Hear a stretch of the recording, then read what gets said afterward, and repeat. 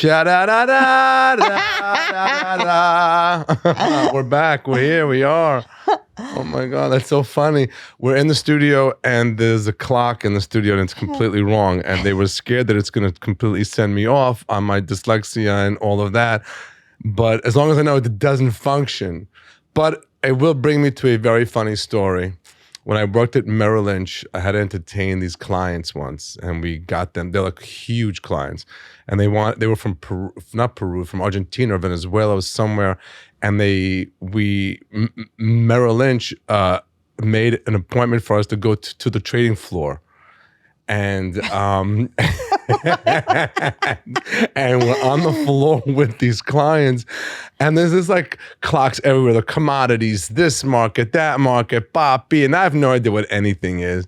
And there was one, they go, what is that? I go, that's the commodities market on the it was the time, but it just had it like it had it in like, you know, army time and whatever, and it was just Modi was what we call a personality hire at Merrill Lynch. For sure.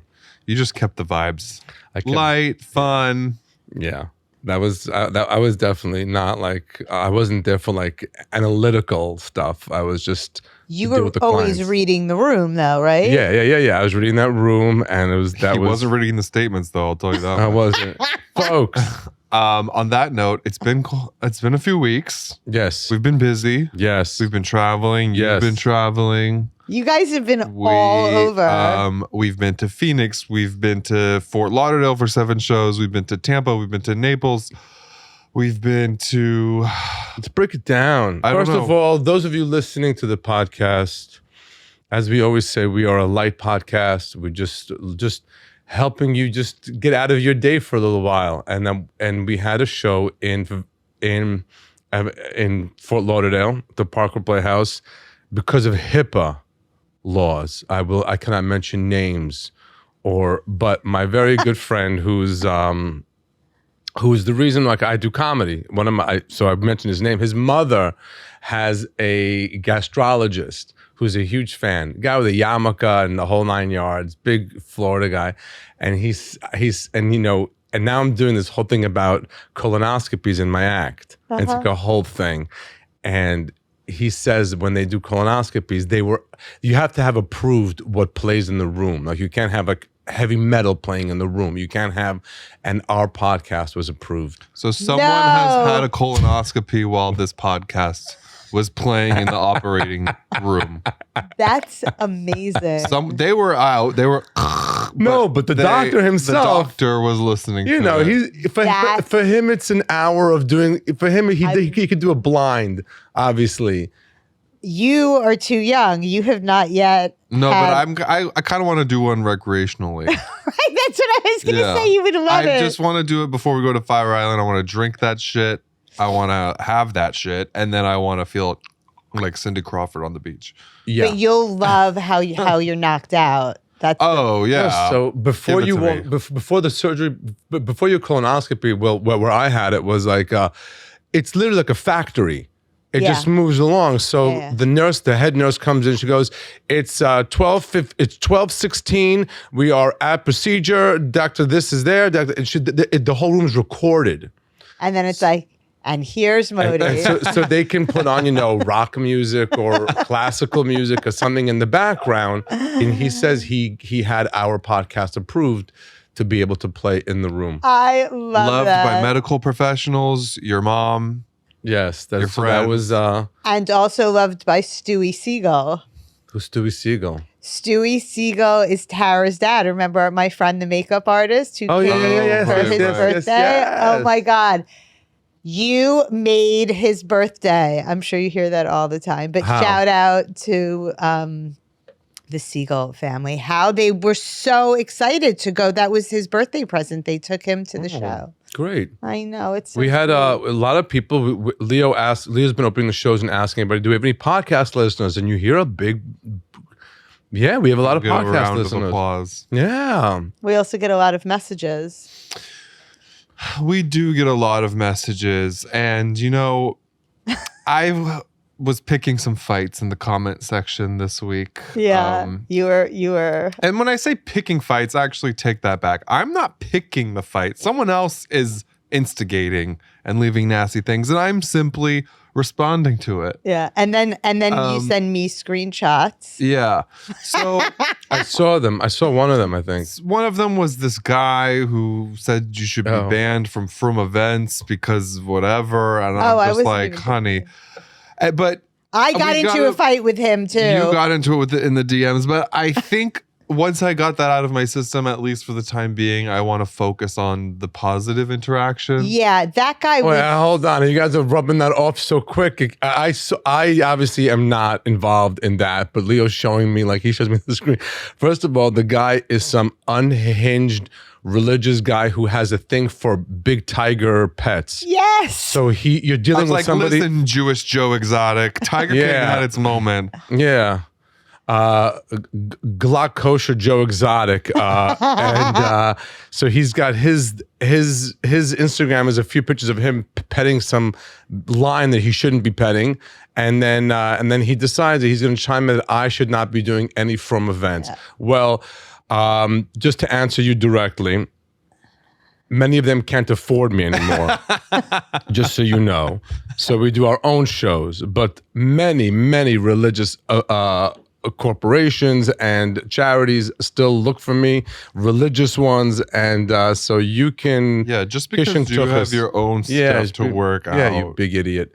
But that was that. That was to me, thou doth protest too much. But it's like those senators who get caught in hotel rooms. I always said that. Yeah. Yes. Yeah. Any senator that's screaming about anti-gay, that's the one you catch in the toilet at an airport. Enough. As I said, I feel like I wanted to not focus on those crazy people. Go ahead.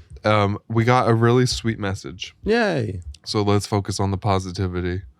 Let's. And I'm gonna try to read it without naming names or saying parts that are like identifiable. Shalom Modi. Shalom. I don't know if you'll ever see this. I was hoping to send in fan mail, but I haven't had the time to sit and write a letter. I know this is a business email, but I deactivated my Instagram. I just need a little screen time break. Don't we all? I discovered you a couple months back when my dad mentioned to me that I should name my son after someone who had a good life. He said, have you heard of the Jewish comedian Modi? He says you should name your children after someone that had a good life. I had no idea who you were at the time. I was 7 months pregnant and had just arrived back in the U.S. while my husband stayed in Israel to fight on the northern border against Hezbollah. Shortly after that conversation, my dad and I sat in the living room together and he showed me your comedy special on YouTube. That's when I became a fan. I followed you on social media and through Instagram discovered you have a podcast. I now listen to it every day, mostly when I go on walks with the baby and our Labrador. Our baby boy is now 6 months old. My husband came back from the army just in time for his birth and we named him blank. After blank. I'm not going to say that part. After our friend that passed in Gaza fighting for our home. I decided to reach out because I have just been so heartbroken with the news of the Bibas family. I put our son to sleep last night with tears in my eyes. Today I was listening to an old episode and I can't help but laugh. I look crazy laughing by myself as I walk the dog. But then I realized, wow, I just needed to pause for laughter. Yesterday was so heavy on my soul, and on this morning I woke up with a knot in my throat. But your podcast gave me a moment to simply laugh and forget about all the pain we are going through as a Jewish nation right now. Thank you for all you do. Thank you for bringing Mashiach energy, and thank you for being a kind soul and a good person. Shout out to Leo. I love him as well. His confidence and sassiness is contagious. I really enjoy his input on the shows, and honestly, I just want to be besties with him. During these crazy dark times, from one Jew to another, I send a deep and warm hug. And then she sent some pictures of her and her son. This you don't show me, but crazy people petting tigers, that you show me? sorry, the Bibas thing made me cry. Yeah. Oh. Isn't that beautiful? That's so beautiful. And she sent us pictures of her baby and her. That's wonderful. That's why we do this podcast. That's why we and to let you know what we're up to, and it's the other side of us. Other positive news. Wait. we discuss. Wait, can I please read the one that you texted me? Which one? Give me a clue. About Omer. Oh. I feel like we can't go from that and not Oh, I address. should have done that first and ended on a nice note. But, Well, we'll still end on a nice note. Okay. That was beautiful. thank you to whoever wrote that.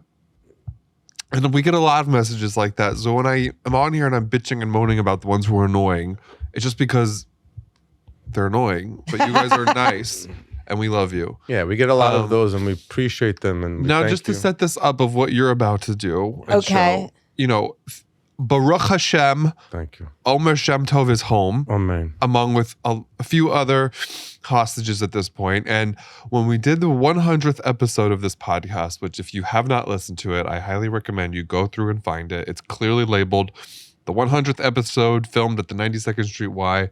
We did it live in partnership with the 92nd Street Y. It was an amazing, beautiful event. And on stage at the event, Periel brought up the question that we get all the time. Modi, who is your dream guest for the podcast? To which you answered. Omer Shem Tov. Right. You gave a beautiful answer that we have on video. And as soon as Omer was officially home, Right. I went through the archives and I pulled that video that we had posted over a year ago. Yes. Being like, look, he's home. How great is this? And how crazy was it that Modi, kind of put it out. Not that I'm saying you brought him home, but like that we've been thinking of him this whole time. That this video is over a year old. And now he's coming out and he's getting home. And we were talking about it before he got out. And of course, we've had his cousin Liat on the show. And we did an event with her for October 7th. So We have a Omer has connection. been Yeah. in our energy for a long time. Exactly. Now, Leo is the one who really has to field most of these messages. Correct. So he and I, and I'm hundreds, thousands, but I kind of laugh at the ones like these because they're so ridiculous. I don't even think that Wait, where did I send it to you? you texted it to me. I texted it to you? Yeah. You want me to text it back to you so you can have it fresh? Oh, do you want me? Should I do another reading? Sure. I won't cry for this one. Sure. Well, go ahead. You read This it. is how it starts. I didn't read you this. So go So ahead. this is after we've posted. We're like, oh my God, Omer Shem Tov is home. We post the video. We're like happy, positive, yay, Mashiach energy. And then I get this email, which starts like this, which I have no idea what this person is talking about. I know. I thought you knew that. I am not going to rehash our past. What? Excuse me? We have a past? We have a past. We clearly see things quite differently, and I know you, parentheses Leo, who will read this, and Modi and Periel will make fun of me. I'm okay with that. It has never been about me. Well, you're making it about you because you're emailing me. Okay, keep reading. Here's my suggestion that you may choose to ignore.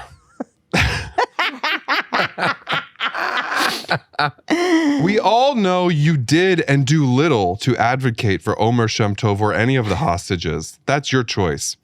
And as predicted, you are now sharing a reel that is getting traction in comments like, get him on the pod and bring him to New York. A bit exploitive, but okay. What every hostage needs and deserves from all of us when they are released is privacy and space to heal with their loved ones. My goal is that you should invite Omer at some point and that you wait and give him some space, and you will make it meaningful if he ever does come on. It should be his choice, not because you want to look good. You have a massive platform. Omer, should he choose to speak to you, should be able to share what he wants and share, and the can't believe podcast this. should be about him, not you. And Yo. it should not be about his time in captivity if he does not want to go there. And last, if he ever does join you, please raise money directly for him so he can heal and live the life he wants to live. First of all, You refuah should be shlema. institutionalized. No, you should get she needs lobotomy. a refuah You need a- shlema. She needs to be healed You need- mentally. What are you talking about? She's a sick woman. woman. This is a What woman are you who's in a talking movie. about? She's in a movie in her head. We all know that you did and do little to advocate for Omer Shem Tov or any of the hostages. You. Don't answer that. Don't answer that. The First other of thing all, is that he should come on his own free will. Like, He should come on his own free will, wanna but then tell you only talk something. about the things that I outline here in my email. If I want to tell you something about, first of all, when I saw Omer Shem Tov get released, and you saw his face, and you see his soul, and you see, only thing I remember was his cousin telling us that he has such a great sense of humor. Yeah. And like if anybody would do stand up, and it would be him, I hope he gets through whatever he needs to get through, and I hope he tells his story through stand-up. I think if he's that funny and he's Could you imagine? That'd be a great one-man show. Every hostage now is going to go speak and raise money and do things to help other hostages and help Israel and all that. But imagine he comes out and he's imitating his captures.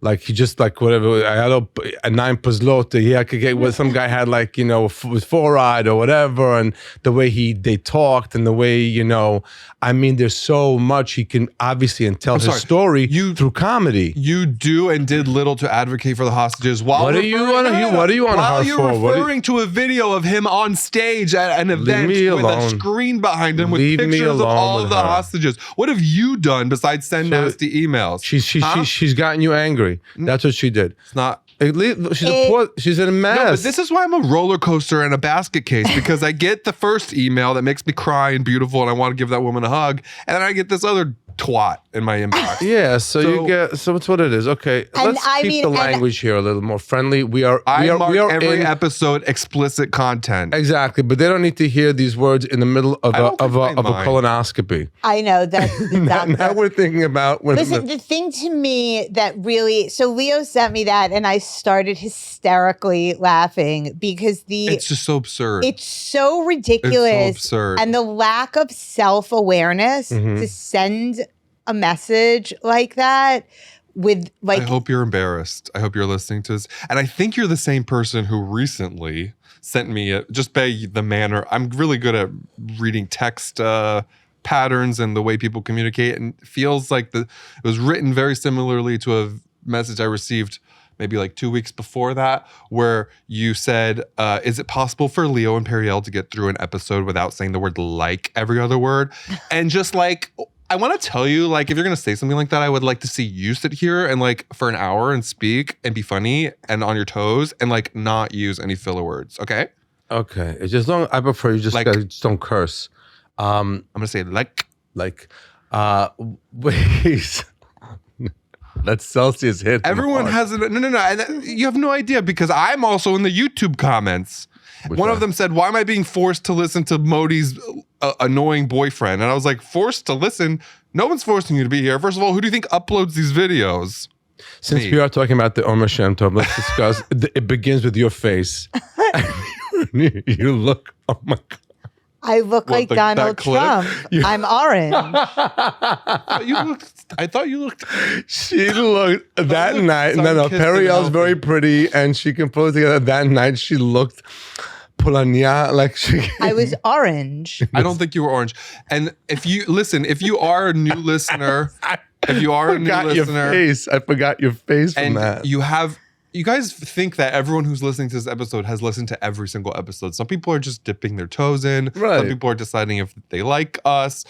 And so maybe you've listened to a few, but you haven't listened to the 100th episode. I highly recommend you go through and listen to it. It's on video on our YouTube channel. The audio is on there as well. I think it's a really great episode. I'm really proud of it. And I'm working on doing something, again, another live podcast taping just like that. So we are going to fly to Israel and drag Omer Shem Tov here against his will to join us for the next one, to the person who try not to transport him against his will. Yes, let's avoid that.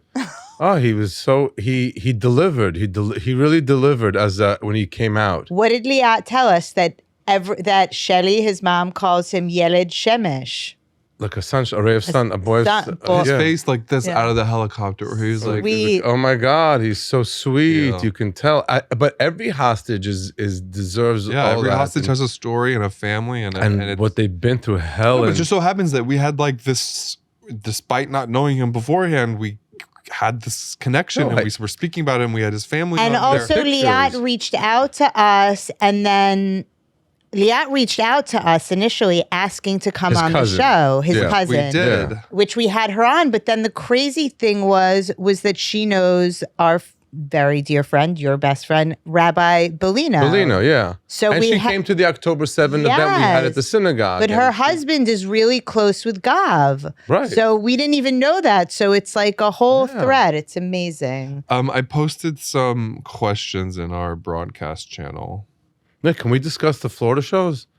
Yeah, I'm dying to hear about 7 shows. 7 shows. It was a gift because we could have done 2 shows at 3,000 seats each. 3 shows for 3 with the time many tickets we sold down there. Wow. But with 7 shows, so I really saw the act. Which every show we changed something in the act and brought things back and forward and in and changed placements of it. And you could only do that when you have 7 shows of 1,200 people and it's packed every show was so powerful, and every show I could change a name or change something. We changed, and the act, the hour now, the pause for laughter hour now has changed so much since the Beacon. Even since the Beacon show. Wow. Yeah. It's changed, and I will this will be my only input, and then you can keep talking about it.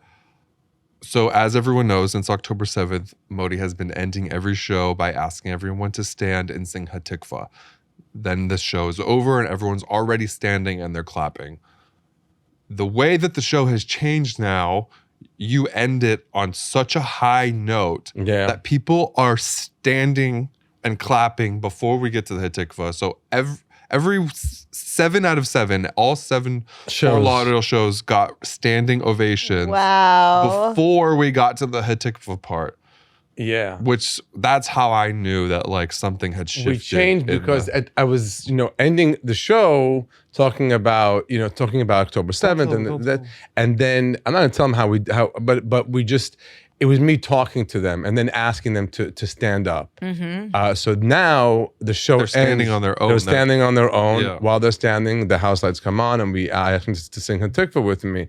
But it was 7 shows in all of Florida down there. Not all, we could have done more, but like a lot of people came. A lot of shows, 7 shows. Yeah, but he likes that, and it gave him a chance to like work out the hour and they have amazing pretzels there.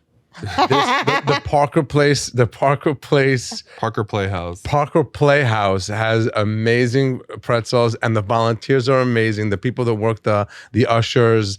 Oh, Alan Dershowitz came. Oh my God, that's right. Friend of the podcast. Go listen to his episode. No, this is what happens. So before every show, I go into Rottweiler mode and I just start doing laps. And I always find something to do. Someone on the guest list doesn't have a seat. Someone has a question about this. So I always just try to make myself available. Modi, do you need anything? I go around. And then so I get stopped and doing one of my Rottweiler laps, and the head usher is like, "Hi, Leo. This guy gave me his card. I don't know who he is. He says he knows you." I look at the card. It says Harvard Law Government School. And it says Alan Dershowitz, and it's professor. I was like, "You don't know who Alan Dershowitz is?" He was like, no. I was like, okay, we need to find him. I said, I want to see him after the show. And I don't want him to leave after the show. So I asked, there were like a few people backstage. I go, could you guys go and see if you can find Alan Dershowitz? I may as well have said, could you go and find Menachem Begin? They had no idea who he was. Are you serious? No idea. Come on, they were young. They were young. And they don't know. How are they going to know Alan Dershowitz? I was going to say he's Jeffrey Epstein's lawyer, but I was didn't he actually? No, I don't know what this. I don't know any of that. Again, and we did not break brand. So the show's over, and a very special guest came to the show, Asher Sharf, which was a cantor, a chazan that I sang in his choir. And it was some of the best years of my Rosh Hashanah Yom Kippur years, singing at Or Torah. singing at Or Torah with this chazan, and and he was like family, and his friend, he's a friend, family. His sons now come to shows and stuff, and he's still a chazan. He's great. He still has a great voice. He sings in Boca Raton. So he was there, and Alan Dershowitz came, and I brought them both up by the repeat and greet, and they met. And Alan Dershowitz is telling him that he's sang in Kostavitsky's choir. I said, I sang in his choir. And then we just started singing, Sheyebane Beitame. And there's like 200 people waiting to do meet and greet. And we're up there singing, singing. We should post that. It's pretty funny. But that was what it was. It was like crazy. Great. It was so much fun. That just to stand there with so Alan great. Dershowitz, Everybody else is asking him, what do you think of the neo-conservative? It's funny because actually last night I was on Substack. Are you on Substack? I'm not on Substack. And I found Alan Dershowitz's Substack. It was like recommend. So What the hell is Substack? No one in my audience knows who that is. yes, they do. Substack is like basically long form writing platform. So like It's like a newsletter. it's like a newsletter, and you can pay or donate to be a part of your newsletter. So I can make a newsletter about anything. I could do food reviews. I could review movies. I could write about cultural commentary. Alan Dershowitz has one that has everything from like, really dense legal stuff to this and that. And then the one that I read was like, he wrote a whole thing that was like, I watched SNL's 50th anniversary. It wasn't funny. Alan Dershowitz and wrote that? It was like not super long, but it was like, and this is why it's not funny. And he just He broke it down? ripped SNL apart, which I don't necessarily agree with. But why were we not invited to the 50th anniversary? Because we have nothing to do with it. I have nothing to do with SNL. There were people there who have lesser things to do with SNL I have nothing. than I have we do. nothing. I'm so happy for them. Congratulations. They were amazing show. I had nothing to do with that. I'd never been on it. Do you want me to read you some of these questions that I got? Or no? Yeah. Somebody did put in that they would like for you to make an album. Yeah. Which I told you that the other day. I said you should make an album. Like, I'll help you. Yeah, it's fine. Let's do it. I'm in. No, I'll find the right guy. I think there's a show, like, obviously the stand-up, whatever, but I think there's a show that you could be doing, like, at a very limited run, maybe like 5 nights, of like, pick 5 to 8 songs that you know and like, and do like a little one-man show, and like tell little stories in between each one. Like, you would love it. You would You be in get to heaven. Look at sing. the smile on People love hearing you sing. People do love hearing you sing. I have an act. You have an amazing act. This I is have just an for act. fun. That's This is for just people for who don't fun. have an act. That's No, fun. that's not I'm just true. kidding. I'm True. just kidding. You have an amazing You voice. just love kidding. you love singing.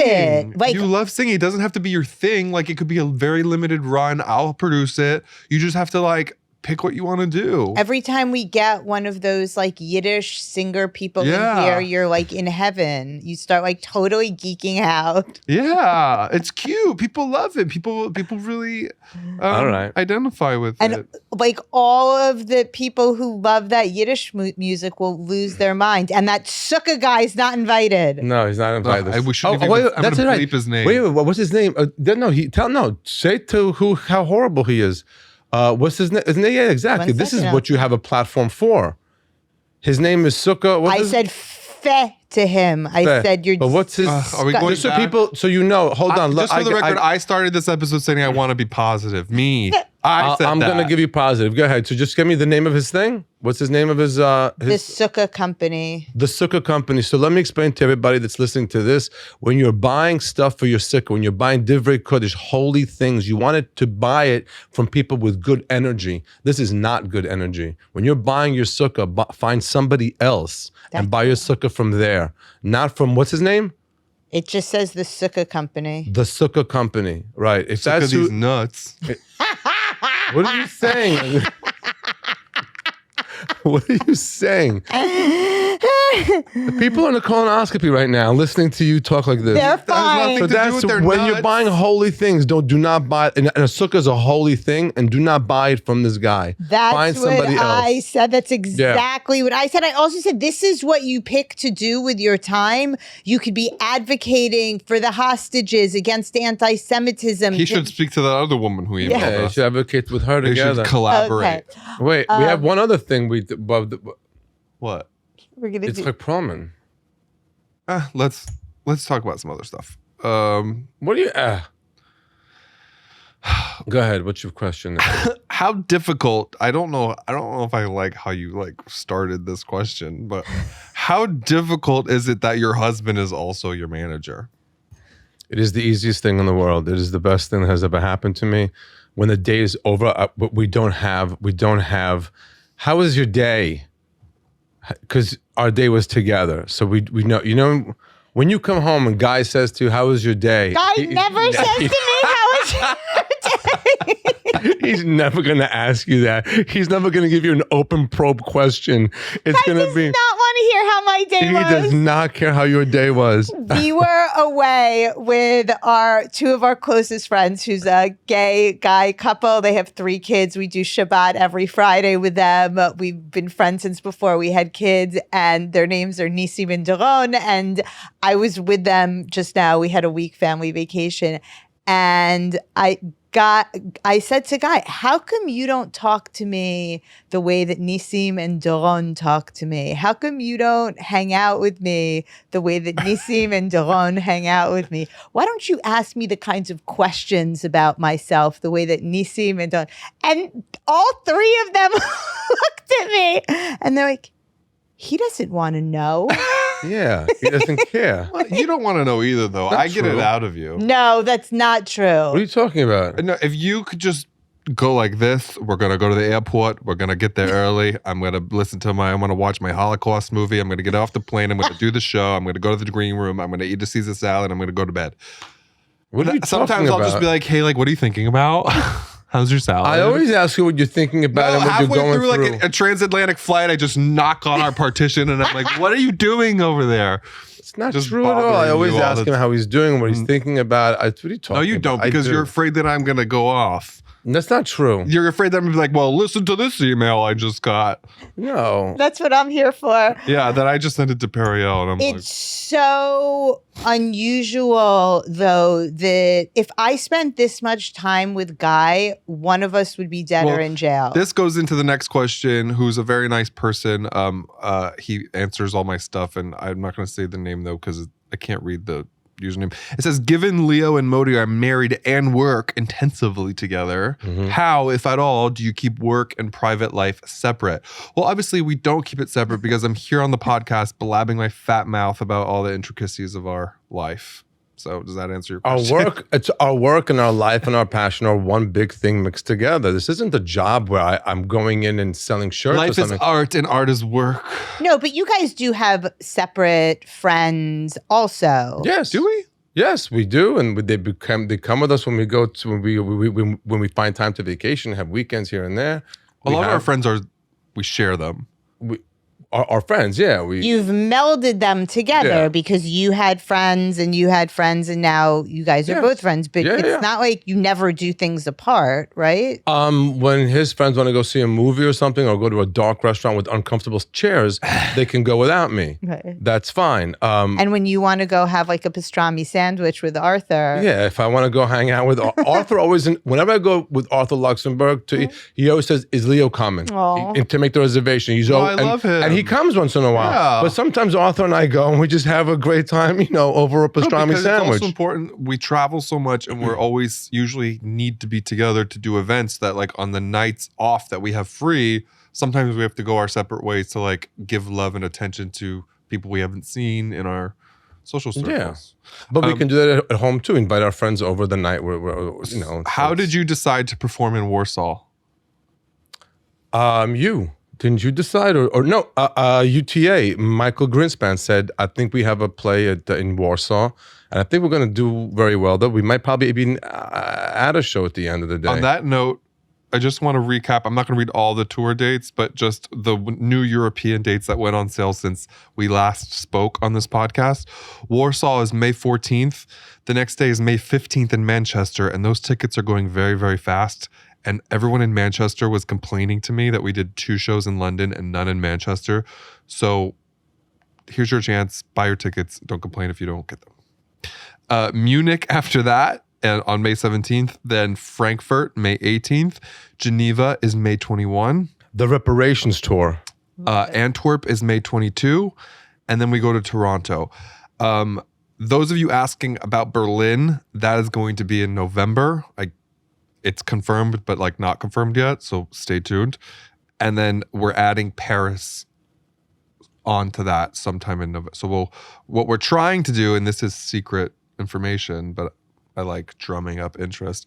We're trying to do in November a run in Israel, like a 3-show run, like Haifa, Tel Aviv, Jerusalem, maybe, and then go do this date in Berlin, and then pop to Paris, and then pop home. But that won't be until the fall. So I hope that informs your purchasing decisions if you live in Germany and you're considering some of the other shows. Yes, or anywhere in Europe. It's fun and easy to get around, and making a weekend of a Paris show, of a Munich show, it's cute. It's fun. You know what else is cute? Yeah. A&H. A&H is more than cute. It's delicious. It is glatt kosher provisions that are at on a standard that are unbelievable, much like this podcast. And everything's available on kosherdogs.net. 30% off with code MODI on your first order. It's I had one recently, and they really are amazing. And thank you, Seth, for being a partner with us here. And also Weitz and Luxembourg, the law firm that not only does well, they do good, super philanthropic, and a partner of this of our podcast. And Arthur and Randy came to the show in Fort Lauderdale. In Fort Lauderdale, and they sat right in the front, and it was so great. And the pretzel I was telling you about, we had three in the green room. Companies who wants to sponsor us. Wait. This pretzel is so good. Let me just explain to you. No, let me just tell you something. It's a Cisco pretzel. Do you know what Cisco is? No. Like It's hard or it's soft? No, it's like in the middle, it's but like steamed. it's steamed. It's good. It's a special pretzel. Good It's pretzel. like a ballpark. You get it at the baseball But a good game. one. But it's a good one. I could tell that they had a good oven for it. And I walked by and I saw it, and I said, "Get me that, and get one for my father too." And my parents were at the shows, and I figured, you know, my father, when he came to the green room, I'd give him a pretzel. He couldn't walk by. He already bought one on his way over there. Oh, my godparents came to a show in Fort Lauderdale. That's right. I gave them a shout out from on stage, and Aw. my godmother cried. Yeah. She said she was so proud. My mom came to every show. She was right there. She with wanted to Oscar see Schindler's her list. She wanted to of see 12 people. She wanted to see her guest list and where everybody was sitting, and everybody's coming and going, and da da da da da da da da da. And it was very, very cute. Yeah. Can Batya come on and do an episode with us? Absolutely. People have asked about that before. Bring my mother on. Yeah. Your mom came to all 7 shows? She was at the last show. She came to like 3. The 3 out of the 4 shows that she was down there for. Yeah. Because it was split 3 and 4, but it was great. Elon Altman, shout out. He was he nailed it. Should have him it. back on the show. Yeah, he killed it. He was great. In Tampa also. Tampa was amazing. And then Tampa I was not expecting, but it killed. It was a great show. What a theater. theater. Stunning. What a stunning theater. And it was an amazing time. And I think we are ready to wrap up, no? I want to hear about Itzhak Perlman, though. Oh, yeah. Why don't you finish up talking about it? We have until 2, right? We have a whole other session we're doing today. That's why I was waiting for it. Well, you have 20-ish minutes to talk about if you want to end on that note. Oh, okay. We had dinner with Itzhak Perlman. Who is Itzhak Perlman? Who is Itzhak Perlman? Just one of the for the genre of people who may not have known who Alan Dershowitz was when they got the card. Who is Itzhak Perlman? Itzhak Perlman is, if you Google him, he's one of the leading violinists of the world today. Obviously, a musical genius. Is Israeli born and has played with everything, from everything to everything. Every Philharmonic, he's just renowned violinist, and I wanted to meet him, not because I'm any huge Bach fan or any type. He's won 16 Grammy Awards, including a Grammy Lifetime Achievement Award. Okay, so that so you understand. And like, you know, before the dinner, I was like, you know, obviously updating myself on him because I've seen him. One of the best things he's ever done was he did an album with Cantor Helfgott, which is a delicious album. This is absolutely gorgeous. But he's obviously Bach and Brahms and all of that stuff. And we were watching, like, and you're mesmerized. First of all, he's playing a half hour with no sheet music, so he knows the entire thing in his head. Wow. It's unbelievable. It's just like, and I was telling him, like, like I don't get starstruck, but I don't get starstruck, but like one time I met Pavarotti because I saw a video of him and Pavarotti together, and he was like, and I said, when you look at someone like Pavarotti or someone like Itzhak Perlman, you see the vessel that the gift of God came in. So it's nice to meet that vessel. So, and you hope it's a good experience. That's right. You hope it's a fun experience. You'd hate to be like that this gift of God that landed on earth came in a vessel that's horrible. But he was so nice. And he's just wanted to tell jokes. He was sitting next to me the whole time, and he was trying Where to did jokes you have out. dinner? In New York? At his very sweet daughter Nava. Thank you, Nava. We had it at her apartment, and she cooked, and it was delicious. Wow. And it was really impressive. Jay Cohen came. Oh. And Pastor came. It was a great night and delicious. The food, she made these short ribs that were so good, and desserts were unbelievable, and everything was great. And just sitting next to Itzhak Perlman for 2 hours and talking to him was so amazing. I was love so that. amazing. It's true, because sometimes, you hear them say, you never want to meet your heroes. Yes. Do you think that? Yes. I have, you never want to meet your heroes. They're always shorter, fatter, and uglier than you expected. I will never forget, there was a band, this Greek guy and this Yemenite guy that together, I forgot their names. For a minute, they were a big hit in Israel, but they had good music to work out to. It was like Mizrahi music that you just and then they had a concert in Queens, and I went, and I couldn't listen to them afterwards. They were horrible, like bass, treble, like while they're in the middle of the music, like they're changing they were horrible as performers.